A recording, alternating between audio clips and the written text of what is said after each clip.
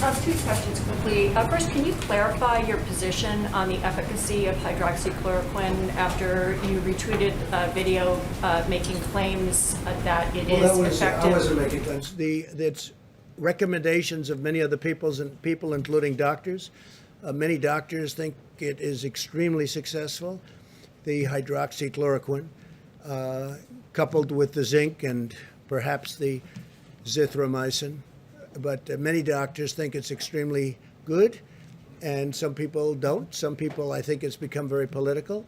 I happen to believe in it. I would take it. As you know, I took it for a 14-day period, and I'm here, right? I'm here. I happen to think it works in the early stages. I think frontline medical people believe that too, many. And so we'll take a look at it. But the one thing we know, it's been out for a long time, that particular formula, and that's essentially what it is, the pill. And it's been for malaria, lupus, and other things. It's safe. It doesn't cause problems. I had no problem. I had absolutely no problem. Felt no different. Didn't feel good, bad, or indifferent. I tested, as you know. It didn't get me, and it's not going to hopefully hurt anybody. So we know from that standpoint, because it's been so many years, from a safety standpoint, it's safe. I happen to think, based on what I've read a lot about hydroxy.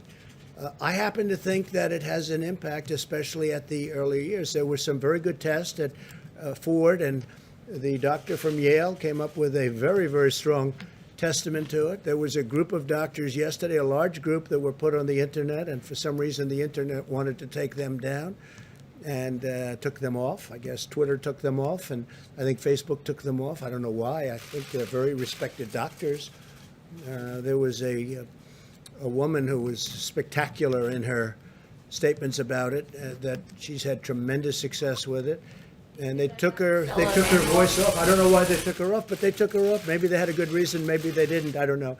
I can only say that from my standpoint, and based on a lot of reading and a lot of knowledge about it, I think it could have a very positive impact in the early stages. And I don't think you lose anything by doing it, other than politically, it doesn't seem to be too popular. You know why? Because I recommend it. When I recommend something, they like to say, don't use it. John, please.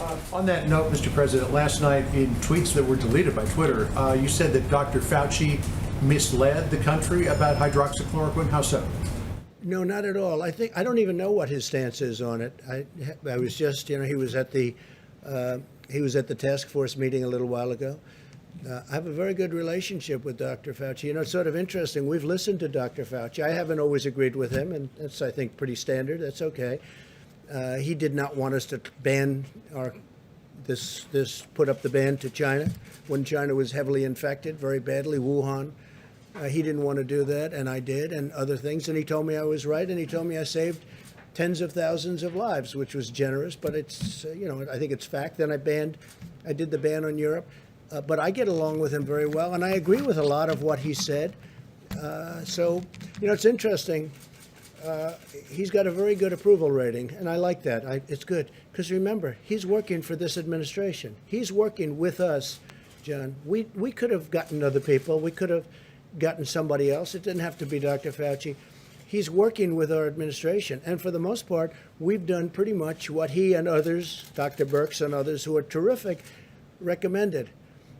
And he's got this high approval rating. So why don't I have a high approval rating with respect, and the administration, with respect to the virus? We should have a very high, because what we've done in terms of, we're just reading off about the masks and the gowns and the ventilators and numbers that nobody's seen, and the testing at 55 million tests. We tested more than anybody in the world. I have a graph that I'd love to show you.